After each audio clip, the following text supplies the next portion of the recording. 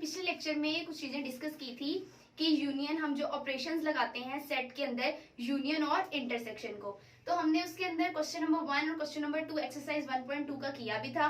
उसके अंदर हमने देखा था कि दो सेट्स के दरमियान में अगर हमने यूनियन देखना है तो उसको हमने निकाल के देखा था, इंटरसेक्शन देखना है तो हमने उसको भी निकाल के देखा था। तो स्टूडेंट्स, इसी तरह से आज हम चलते हैं अपने क्वेश्चन नंबर 3 की तरफ, जो कि क्या है, इसमें भी आपने यूनियन और इंटरसेक्शन ही फाइंड करना है, लेकिन ये स्टेटमेंट के अंदर है, तो आपने पहले स्टेटमेंट को समझना है। ठीक है, स्टेटमेंट वाले क्वेश्चंस को आपने मुश्किल बिल्कुल नहीं लेना है, क्वेश्चंस बहुत आसान है, सिर्फ आपको समझने की देर है। अंडरस्टैंड बच्चों? तो चलते हैं अपने क्वेश्चन की तरफ। क्वेश्चन नंबर 3 क्या है, if n is equal to set of natural number, मतलब n क्या है आपके पास, सेट ऑफ नेचुरल नंबर। अब नेचुरल नंबर का सेट क्या है, सबसे पहले हम इधर वही बना लेते हैं। नेचुरल नंबर क्या होते हैं, जैसा कि हमें पता है, नेचुरल नंबर जो कि मैं आपको पहले भी बता चुकी हूँ, कहां से स्टार्ट होते हैं, 1 से। कहां से? 1 से। Very good. अब हम यहाँ पे लिखते हैं 1 2 3 4 5 एंड सो ऑन।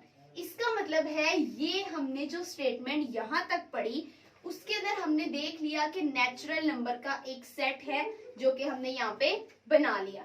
उसने सिर्फ नेचुरल नंबर का सेट बोला था, उसने ये नहीं बोला था कि नेचुरल नंबर 10 तक है या फिर 12 तक है या 15 तक है, 50 तक है, 20, कुछ भी नहीं बोला। उसने सिर्फ आपको बोला है कि सेट ऑफ नेचुरल नंबर है, हमने यहाँ पे बना लिया। देन अगली स्टेटमेंट पढ़ते हैं। अब ऐसे ही आपने जो स्टेटमेंट पढ़नी है वो अपने साथ में नोट कर लेना ताकि आपको मुश्किल नहीं हो। सेकेंड क्या है, and W is equal to set of whole number. अब होल नंबर क्या होते हैं ये बात भी आपको पता है। अगर हम यहाँ पे होल नंबर का सेट बनाएं तो कहां से स्टार्ट होते हैं, अगर हम नेचुरल नंबर से पहले क्या लगा दें, 0। Very good, 0 1 2 3 4 and so on. तो ये आपके पास क्या बन गया, होल नंबर का सेट, जिसे आप किससे प्रेजेंट करते हैं, W से डिनोट करते हैं या प्रेजेंट करते हैं। ठीक हो गया, इतनी स्टेटमेंट हमने पढ़ ली थी। वो क्या थी, if n is equal to set of natural number, n अगर आपके पास सेट है नेचुरल नंबर का, and W is equal to set of whole number, और W क्या है, होल नंबर का सेट। आपने यहाँ पे दोनों सेट बना लिए। देन फाइंड, अब आपने फाइंड क्या करना है, n यूनियन W और n इंटरसेक्शन W, मतलब आपने इन दोनों सेट्स का यूनियन भी फाइंड करना है, इन दोनों सेट्स का आपने इंटरसेक्शन भी फाइंड करना है। ठीक हो गया बच्चे, यूनियन और इंटरसेक्शन आपने दोनों फाइंड करने हैं इस सेट के। अब हम स्टार्ट करते हैं जी यूनियन से। क्या है, आपने क्या फाइंड करना है यहाँ पे, n यूनियन W। ठीक हो गया। अब n की आपके पास n का सेट कौन सा है, ये वाला। आप इसको एज इट इज यहाँ पे नोट करेंगे, 1 2 3 4 5 एंड सो ऑन। देन आपने क्या फाइंड करना है, यूनियन। यहाँ पे आपने कौन सा सिंबल लगाया, यूनियन का, जो कि क्या है, कैपिटल U आपने लगा लिया। उसके बाद क्या आपने किन में यूनियन फाइंड करना था, n में और W में। अब आपने यहाँ पे कौन सा सेट लिखा, W का, जो कि क्या है, 0 1 2 3 and so on. 0 1 2 3 4 and so on. ठीक हो गया बच्चों, इतनी समझ आ गई आपको। अब आपने क्या फाइंड करना है, यूनियन। अब जल्दी से माइंड में क्लिक करके मुझे बताएं कि यूनियन की डेफिनेशन के अकॉर्डिंग हम यूनियन किसको बोलते थे, जिसके अंदर हम अरेंज करके वैल्यूज को लिखें और तमाम वैल्यूज को लिखें। समझ में आ गई? आपको याद है ना मैंने आपको जो लेक्चर दिया था? Very good. अब इसको अरेंज करके आपने मुझे जल्दी से लिखवाना है कि हम इसको कैसे लिखेंगे, इकट्ठा करके आपने लिखना है। n यूनियन W जी, कैसे लिखेंगे आप बोलते जाए और मैं यहाँ पे राइट करती जाऊंगी। सबसे पहले काउंटिंग कहां से स्टार्ट है, मतलब हमारे पास जो पर सेट है उसमें काउंटिंग कहां से स्टार्ट है, 0 से। तो मतलब यहाँ क्या आएगा, 0। 0 के बाद क्या आता है, 1। 1 सेट में मौजूद है, दोनों में से किसी एक भी सेट में, मतलब 1 यहाँ पे मौजूद है। तो अगर एक भी सेट में मौजूद होगा तो उसको आप यहाँ पे लिख सकते हैं। यहाँ पे आपने लिख लिया, 1 आ गया। उसके बाद 1 के बाद क्या आता है काउंटिंग में, 2। 2 दोनों में से किसी एक भी सेट में मौजूद है, यहाँ पे तो दोनों में है, दोनों में भी है, तो हम कितनी बार लिखेंगे उसे, एक बार। हमने यहाँ पे लिख दिया 2। 2 के बाद क्या आता है, 3। 3 भी है, लिख दिया। दोनों में है तो एक बार लिख दिया। उसके बाद 3 के बाद क्या आता है, 4। 4 भी था, हमने लिख दिया। 5 वो भी दोनों में था, हमने लिख दिया। इसका मतलब है इसी तरह से काउंटिंग सो ऑन चलती जा रही है। तो ये आपके पास क्या आ गया है, ये आपके पास n यूनियन w, मतलब नेचुरल नंबर का यूनियन लिया है आपने होल नंबर के साथ, तो ये आपके पास इस वाले पोर्शन का आंसर आ गया। अंडरस्टैंड बच्चों, ये इस पोर्शन का आपके पास आंसर आ गया। अब नेक्स्ट उसने क्या कहा है फाइंड करने का, n इंटरसेक्शन w, मतलब आपने यूनियन फाइंड कर लिया, अब आपने क्या फाइंड करना है, इंटरसेक्शन। अब चलते हैं अगली कंडीशन की तरफ, n इंटरसेक्शन w, तो आपने इंटरसेक्शन फाइंड करना है। पहले तो हम यहाँ पे सेट्स लिख लेते हैं, सेम यही सेट हमने लिखने हैं, बट साइन कौन सा लगाना है, इंटरसेक्शन का। 1 2 3 4 एंड सो ऑन। इंटरसेक्शन का कौन सा साइन होता है, उल्टा यू। अंडरस्टैंड बच्चों, कौन सा साइन होता है, उल्टा यू। आपने यहाँ पे लगा लिया। अब आगे कौन सा सेट है, होल नंबर का, क्योंकि यहाँ पे w है, w किसको डिनोट कर रहा है, होल नंबर को। होल नंबर क्या है, 0 1 2 3 4 एंड सो ऑन। ठीक हो गया बच्चों। तो अब आपने इंटरसेक्शन की, जल्दी से इंटरसेक्शन की डेफिनेशन को क्लिक करें अपने माइंड में, हरी अप। इंटरसेक्शन से मुराद था कॉमन वैल्यूज। क्या मुराद था, common values. Very good, common values जो कि दोनों सेट में प्रेजेंट होनी चाहिए। क्या होनी चाहिए, जो कि दोनों सेट्स में प्रेजेंट होनी चाहिए। अब यहाँ पे अगर हम लिखें, अब देखें पहले सेट में क्या प्रेजेंट है, 1, दूसरे में प्रेजेंट है 1, तो मतलब हम इसको यहाँ पे एक बार लिखेंगे। अब 2 है सेकंड, दूसरे में 2 प्रेजेंट है, मतलब दोनों में है, तो एक बार लिख देंगे। 3 इसमें प्रेजेंट है, इसमें भी है, तो यहाँ पे हम लिख देंगे। 4 इसमें प्रेजेंट है, इसमें भी, तो हम यहाँ पे 4 लिख देंगे। मतलब आगे पूरी काउंटिंग यहाँ पे भी प्रेजेंट है और यहाँ पे भी प्रेजेंट है, तो इसका मतलब है सो ऑन, ये चलता जा रहा है। अब हमने यहाँ पे जो कि यूनियन में हमने एक चीज लिखी थी वो था 0, जबकि यूनियन का मतलब क्या था, अरेंज करके लिखना, तो वहां पे 0 इंक्लूड होना था, क्योंकि वो के होल नंबर स्टार्ट ही 0 से है। लेकिन इंटरसेक्शन का मतलब है कि आपने कॉमन वैल्यूज लिखनी है जो कि दोनों सेट्स में मौजूद हो। तो आपने देखा दोनों सेट में जो स्टार्ट ही ये वाला 1 से स्टार्ट है, होल नंबर 0 से स्टार्ट है, यहाँ पे 0 नहीं है, इसका मतलब है हमने इस सेट में 0 नहीं लगाया। ठीक हो गया बच्चों, हमने इस सेट में 0 नहीं लिखना इंटरसेक्शन के आंसर के सेट में, क्योंकि यहाँ सिर्फ एक में प्रेजेंट है, और अगर एक में प्रेजेंट हो तो वो हम यहाँ पे नहीं लिखते। समझ आ गई बच्चों, तो ये आपका इस क्वेश्चन का क्या हुआ, आंसर। समझ में आ गया बच्चों। क्वेश्चन नंबर 3 जो था एक्सरसाइज 1.2 का, वो ये था। उम्मीद है बच्चों आपको अच्छे से समझ आ गई होगी। अब हम चलते हैं अपने क्वेश्चन नंबर 4 की तरफ। अब 4 आपके पास वो क्या कह रहा है, if p is equal to set of prime numbers. अब सबसे पहले मैंने आपको बोला कि जो आप पढ़ते जाएंगे उसको आप लिखते जाएं। ये क्वेश्चन आप करेंगे खुद, लेकिन मैं आपको इसका थोड़ा सा बता देती हूँ कि आप इसको स्टार्ट कैसे करेंगे, कि मतलब आप सेट्स कैसे बनाएंगे। ठीक है, मैं आपको सेट बना कर दे देती हूँ, नीचे से आप इसको इजीली खुद सॉल्व कर लेंगे। अगर मैं यहाँ पे लिखूं प्राइम नंबर का सेट, तो प्राइम नंबर क्या होते हैं जी बच्चों, प्राइम नंबर क्या होते हैं, हम पढ़ चुके हैं पहले प्राइम नंबर्स को। तो मतलब प्राइम नंबर ऐसे नेचुरल नंबर्स होते हैं जिनके सिर्फ 2 फैक्टर्स हों, वो भी डिफरेंट, एक 1 और एक वो खुद। तो मतलब अगर हम यहाँ पे प्राइम नंबर का सेट बनाएं तो वो कहाँ से स्टार्ट होगा, वो स्टार्ट होगा 2 3 5 7, उसके बाद 11 एंड सो ऑन। मतलब ऐसे नंबर्स जो कि सिर्फ अपने टेबल पे डिवाइड हो या फिर 1 पे डिवाइड हो, तो वो नंबर्स क्या होते हैं, प्राइम नंबर। ठीक है, एक ये तरीका। दूसरा, ऐसे नंबर जिनके 2 डिफरेंट फैक्टर्स हों, और वो 2 डिफरेंट फैक्टर्स क्या होने चाहिए, या तो 1 या तो फिर वो नंबर खुद। अब मैंने जो इसके अंदर सेट में लिखा है ये आपने देख लिया, ये क्या है, प्राइम नंबर्स। तो अब हम चलते हैं नेक्स्ट जो उसने दिया है आपके पास, अगला क्या है, and c is equal to set of composite number. अब बच्चे कंपोजिट नंबर क्या होता है ये आपने पहले नहीं पढ़ा। कंपोजिट नंबर्स, जिसको आप कैपिटल P से प्राइम नंबर को और कैपिटल C से कंपोजिट नंबर को डिनोट करते हैं। अब बच्चे कंपोजिट नंबर वो नंबर जिनके 2 से ज्यादा फैक्टर बन रहे हो। ठीक हो गया, ऐसे नंबर जिनके 2 से ज्यादा फैक्टर बन रहे हो वो कौन से नंबर होंगे, कंपोजिट नंबर। फिर आपके जहन में सवाल आएगा कि मतलब ऐसे नंबर जो प्राइम नंबर नहीं है, प्राइम नंबर के अलावा जितने नंबर है वो कंपोजिट नंबर है। आपके जहन में ये क्वेश्चन आएगा।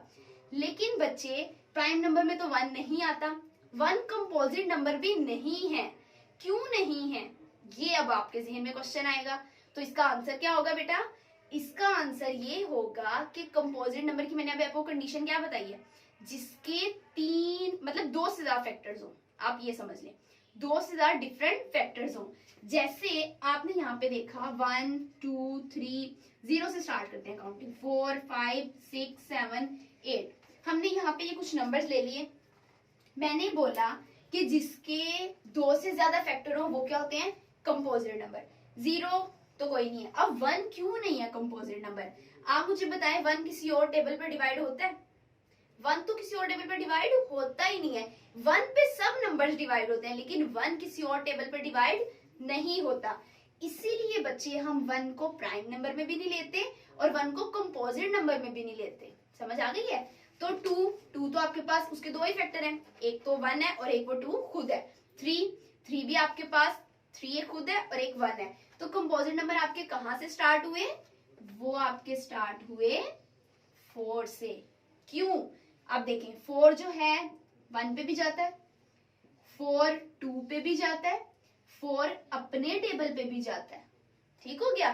तो मतलब ऐसे नंबर्स जो के 2 से ज्यादा फैक्टर्स हों, जिनके, समझ आ गई बच्चे, जिसके 2 से ज्यादा फैक्टर्स हों, तो वो नंबर क्या हुए आपके पास? Composite number. मतलब कंपोजिट नंबर का सेट कहां से स्टार्ट होगा? 4 से। समझ आ गई बच्चे? कहां से स्टार्ट होगा? 4 से। अब 5 देखें, 5 तो आपके पास ऑलरेडी प्राइम नंबर में मौजूद है। फिर 6 देखते हैं। 6 एक तो जाता है 1 पे, दूसरा 2 पे जाता है, 3 पे भी जाता है, उसके बाद अपने टेबल पे भी जाता है। मतलब 2 से ज्यादा फैक्टर हो गए इसके, तो 6 भी आपके पास क्या आ जाएगा? कंपोजिट नंबर्स में। किसमें आ जाएगा? कंपोजिट नंबर्स में। 7 देखें, 7 आपके पास ऑलरेडी प्राइम नंबर में मौजूद है, तो मतलब 7 आप कंपोजिट नंबर में नहीं लिख सकते। क्यों? उसी तरह से उसके 2 फैक्टर हैं। 8 देखें, 8 अब आप मुझे बताएं, 8 जो है आपके पास 1 पे भी डिवाइड हो रहा है, 2 पे भी हो रहा है, 4 पे भी हो रहा है, देन आपके पास 8 खुद पे भी हो रहा है। तो मतलब इसके 4 फैक्टर आ गए, तो ये भी आप किस में लिखेंगे? कंपोजिट नंबर में। इसी तरह से बेटा आपने इसका पूरा सेट बना लेना है। ठीक हो गया? ऐसे नंबर जो के जिसके 2 से ज्यादा फैक्टर हो वो क्या होंगे? Composite number. और याद रखना इसका सेट कहां से स्टार्ट होता है? 4 से। अंडरस्टैंड बच्चे? तो ये मैंने आपको 2 सेट बना के दे दिए, प्राइम नंबर का भी और कंपोजिट नंबर का भी। आपने सेम इसी मेथड से इसका यूनियन भी निकाल लेना है, इसका इंटरसेक्शन भी निकाल लेना है। ठीक हो गया बच्चे? तो इसका मतलब है क्वेश्चन नंबर 4 आप खुद कर सकते हैं। अब हम चलते हैं क्वेश्चन नंबर 5 की तरफ। ठीक हो गया बेटा? अब हम क्वेश्चन नंबर 5 की तरफ चलते हैं। जी बच्चे, तो ये है आपके पास क्वेश्चन नंबर 5, जो कि है if a is equal to a c d f, b is equal to b c f g and c is equal to c f g h। तो आपने फाइंड क्या करना है? a union b union c। ठीक हो गया बेटा? हमने यूनियन ऑफ 3 सेट जो था वो हमने पढ़ा था। उसमें हमने क्या किया था कि तीनों सेट्स को लिख के, तो हमने एक ही बार देखा कि उनमें जो वैल्यूज थी उनको हमने अरेंज करके इकट्ठा करके लिख दिया। लेकिन बेटा यहाँ पे आपके पास ये एक तरह की प्रॉपर्टी है आपके पास, एसोसिएटिव प्रॉपर्टी। कौन सी प्रॉपर्टी है ये? Associative property. इस प्रॉपर्टी का एक लेफ्ट साइड और राइट साइड दोनों होता है यहाँ, लेकिन उसने आपको एक साइड दी है। ठीक हो गया? एसोसिएटिव प्रॉपर्टी है ये। हम इसके अंदर तीनों वैल्यूज का एक साथ यूनियन क्यों नहीं ले सकते? इन पैरेंथेसिस की तरह। ठीक है? इन पैरेंथेसिस की वजह से, अब मतलब इन ब्रैकेट्स की वजह से। ठीक हो गया? ये ब्रैकेट्स आपको क्या शो करती हैं? आपने 6th क्लास में कुछ ऐसे क्वेश्चंस किए होंगे कि उसमें वो आपको बताते हैं कि आपने पहले ये वाली ब्रैकेट सॉल्व करनी है, फिर ये वाली, फिर ये वाली।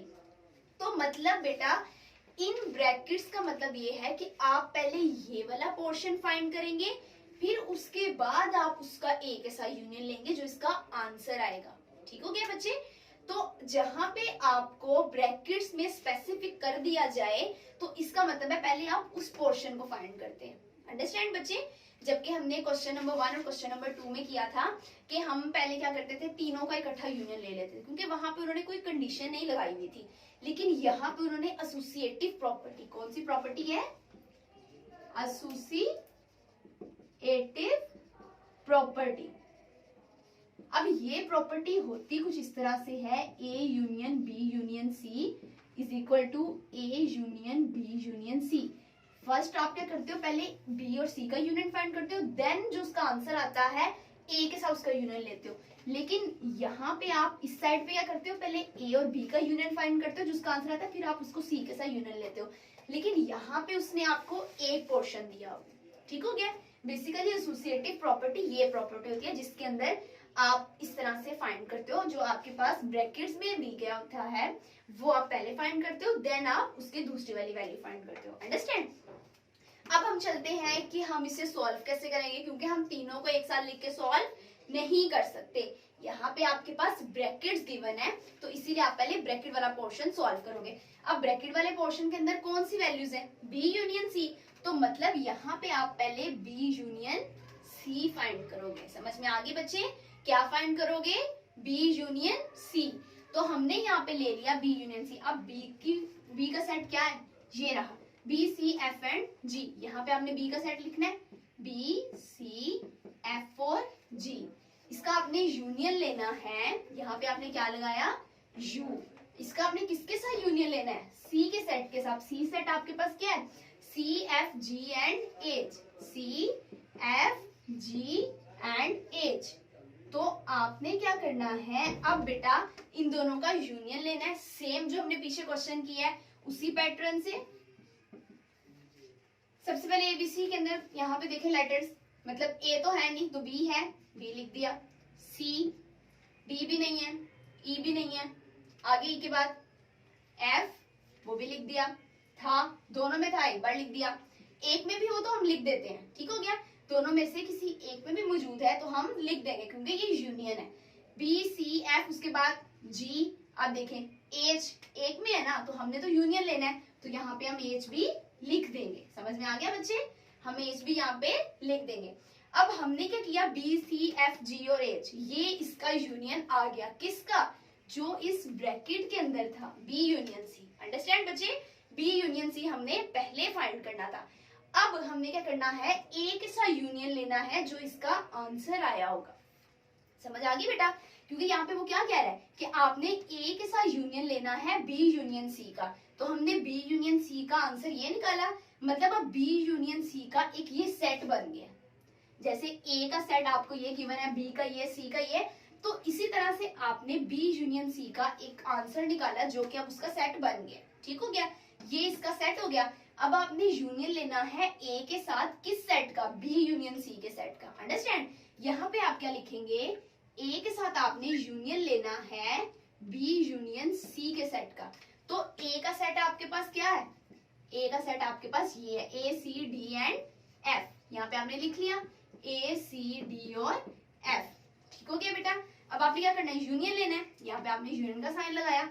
अब किस सेट के साथ आपने यूनियन लेना है, बी यूनियन सी के सेट के साथ। अब वो सेट कौन सा है, जो कि हमने यहाँ पे बनाया है। यहाँ पे अभी हम लिख देते हैं B C F then G H, G और एच। तो बेटा अब देखा आपने कि हमने लिखा एक ए वाला सेट, उसके बाद हमने यूनियन किसका लिया, जो हमने सेट बनाया है बी यूनियन सी, जो कि हमारा बी यूनियन सी का आंसर आया। अब बेटा इन दोनों का हम यूनियन अगर फाइंड करें तो हम इसका क्या आंसर निकालेंगे, बी यूनियन सी। यूनियन का क्या मतलब है, अरेंज करके लिखना, तमाम डेटा को करेक्ट करके लिखना।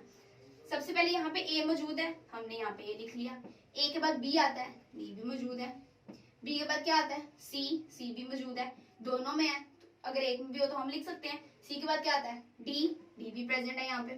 डी के बाद ई दोनों में ही नहीं है तो हम नहीं लिख सकते। उसके बाद क्या आता है एफ, तो एफ हमने यहाँ पे है, दोनों में हमने लिख लिया। एफ के बाद क्या आता है जी, तो जी भी हमने लिख लिया। जी के बाद क्या आता है एच भी हमने लिख लिया। एच के आगे कोई यहाँ पे अल्फाबेट मौजूद नहीं है, तो मतलब ये क्या है, इसका आंसर। ठीक हो गया स्टूडेंट्स। तो आपको यहाँ पे उसने सिर्फ एक कंडीशन दी हुई थी, हमने उसे यहाँ पे सॉल्व कर लिया। ये बात मैं आपको इसीलिए बार बार रिपीट कर रही हूँ कि आपने याद रखना है जहां आपके पास पैरेंथेसिस या फिर ब्रैकेट्स का यूज हो जाए, पैरेंथेसिस हम ब्रैकेट्स को ही बोलते हैं, तो वहां पे आप क्या करते हैं, पहले उस ब्रैकेट वाले पोर्शन को आंसर करते हैं। ठीक हो गया, उसको लेके आप सॉल्व करते हैं। यहाँ पे आपने ले लिया, आंसर निकाल लिया, फिर आपने उसका ए के साथ उस जो हमारे पास बी यूनियन सी का सेट बना है या बी यूनियन सी का आंसर आया है बेटा, आपने उसके साथ ए का यूनियन लिया। और ये बात आपने स्पेशली याद रखनी है, वैसे यूनियन में इसका अगर फर्क नहीं पड़ेगा लेकिन इंटरसेक्शन में भी, लेकिन आपने ये बात फिर भी याद रखनी है कि जो आपके पास लेटर पहले है आपने उसी का सेट पहले लिखना है। अंडरस्टैंड? अगर यहाँ पे बी यूनियन सी पहले होता तो आप बी यूनियन सी का सेट ही पहले लिखते, लेकिन यहाँ पे A union B union C है तो इसका मतलब है ए का सेट पहले है, तो यहाँ पे आप ए का सेट ही लिखेंगे। देन यू है तो फिर आपने यूनियन लगाया, उसके बाद बी यूनियन सी का सेट है तो फिर आपने उसका सेट लिखा। अंडरस्टैंड बच्चे? तो ये आपके पास इसका क्या आ गया है, आंसर। तो बेटा ये था आपका यूनियन का पोर्शन, तो जो हमने यहाँ पे कर लिया क्लियर। अगर हम इसी का सेकंड पार्ट देखें तो वो आपके पास क्या है, वो है आपके पास A intersection B intersection C. ये भी आपके पास एसोसिएटिव प्रॉपर्टी है लेकिन विद रिस्पेक्ट टू एडिशन है। ठीक हो गया, ये आपके पास कौन सी प्रॉपर्टी है, एसोसिएटिव ही है, बस इन यूनियन की जगह पे उसने क्या लगा दिया है, इंटरसेक्शन। तो अभी हम इंटरसेक्शन वाला भी एक पोर्शन फाइंड करके देख लेते हैं। यहाँ पे मैं लिखती हूँ A intersection B intersection C. तो इसका मतलब है आपने इन्हीं को, ये जो ऊपर सेट दिए गए हैं ना ए बी सी, इन्हीं को देखते हुए आपने A intersection B intersection C जो है वो फाइंड करना है। ठीक हो गया। अब जैसे हमने सेम यूनियन में किया, पहले ब्रैकेट सॉल्व की, इसमें भी हम क्या कर लेते हैं, पहले ब्रैकेट वाला पोर्शन ही सॉल्व करते हैं। वो क्या है, बी इंटरसेक्शन सी। तो बी वाला सेट क्या है आपके पास, ये रहा बी सी एफ जी। उसके बाद इंटरसेक्शन है तो आप यहाँ पे इंटरसेक्शन लगा दें। किसके साथ इंटरसेक्शन लेना है, सी के साथ, सी एफ जी एच। अब इंटरसेक्शन क्या होता है, कॉमन वैल्यूज। गुड, तो B intersection C, common values जो के बी और सी दोनों में प्रेजेंट है। बी इसमें प्रेजेंट है लेकिन इसमें प्रेजेंट नहीं है तो आप यहाँ पे नहीं लिखोगे। सी इसमें प्रेजेंट है, इसमें भी है, तो इसका मतलब है कि यहाँ पे आप सी जो है वो लिख सकते हो। एफ इसमें भी प्रेजेंट है, इसमें भी, तो यहाँ पे आपने लिख दिया। जी इधर भी है और इधर भी, तो आपने यहाँ पे भी जी लिख दिया। तो ये आपके पास अभी जो आंसर आया है वो सिर्फ और सिर्फ बी इंटरसेक्शन सी का आंसर आया है। अंडरस्टैंड बेटा? तो अभी आप क्या करेंगे, इसके बाद आपने क्या फाइंड करना है, A intersection B intersection C. अब आपने बी इंटरसेक्शन सी तो फाइंड कर लिया, लेकिन इसके साथ आपने क्या करना है, ए का इंटरसेक्शन लेना है जो कि बी इंटरसेक्शन सी का सेट बना है आपके पास। ठीक हो गया, आपने क्या फाइंड करना है, A intersection B intersection C. ठीक हो गया, तो अब आप इसको फाइंड कर सकते हैं। यहाँ पे सबसे पहले मैं क्या करूंगी, ए का सेट लिखूंगी। ए का सेट आपके पास क्या है, ए का सेट है आपके पास ये वाला, ए सी डी और F, A C D and F, ये आपके पास आ गया सेट। उसके बाद आपने क्या है, इंटरसेक्शन फाइंड करना है। इंटरसेक्शन किसका फाइंड करना है, किसके साथ, बी इंटरसेक्शन सी के सेट के साथ। वो क्या है आपके पास, ये वाला सी एफ एंड जी। तो यहाँ पे आपने सेट बना लिया। अब आपके पास A intersection B intersection C का क्या आंसर आएगा, देखें आप। अब इन दोनों में ए है, ए यहाँ पे है लेकिन यहाँ पे नहीं है, तो आप यहाँ पे नहीं लिख सकते। सी यहाँ पे भी है और यहाँ पे भी है, तो आप क्या करेंगे, सी लिख दिया। डी यहाँ पे भी है, यहाँ पे नहीं है, तो आप यहाँ पे नहीं लिखेंगे। एफ यहाँ पे भी है और यहाँ पे भी है। अब जी सिर्फ यहाँ पे है और यहाँ पे नहीं है, तो इसका मतलब है इसका आंसर क्या होगा, ये जो आपने यहाँ पे लिख दिया। तो ये आपके पास क्या आ गया है, A intersection B intersection C का आंसर। अंडरस्टैंड बच्चों, ये आपके पास इसका आंसर आ गया। तो हमने क्वेश्चन नंबर 5 भी कर लिया। अब सेम आपके पास जो क्वेश्चन नंबर 6 है, सिर्फ उसके अंदर x, y और z यूज किया गया है। यहाँ पे ABC यूज किया गया था, वहां पे आपके पास सेट्स की वैल्यूज जो है वो चेंज है। ठीक हो गया। तो आपने वो क्वेश्चन नंबर 6 सेम इसी मेथड से, इसी पैटर्न से आपने उसका यूनियन वाला भी और इंटरसेक्शन वाला भी कर लेना है। ठीक हो गया बच्चे, उम्मीद है आपको बहुत अच्छे से समझ आ गई होगी। तो अगर आपको कोई चीज समझ नहीं आई तो वो आप मुझसे शेयर कर सकते हैं, देन हम उसे फिर से पढ़ लेंगे। ठीक है, ओके, टेक केयर स्टूडेंट्स, अल्लाह।